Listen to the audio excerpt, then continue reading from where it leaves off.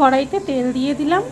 তেল গরম হলে কেটে রাখা পোস্তর আলুগুলো তেলের মধ্যে দিয়ে দিলাম। তেল খানিকটা বেশি পরিমাণেই দেব। তারপর খুব ভালোভাবে আলুগুলোকে নাড়াচাড়া করলাম তেলের মধ্যে। বেশ আলুগুলো ভাজা ভাজা হয়ে গেলে লাল লাল করে উপর দিয়ে নুন আর হলুদ ছড়িয়ে দেবো পরিমাণ মতো। আপনারা যারা হলুদ ছাড়া পোস্ত খাবেন তারা হলুদ ব্যবহার করবেন না, যারা হলুদ দিয়ে আমার মতো পোস্ত খাবেন তারা হলুদ ব্যবহার করবেন।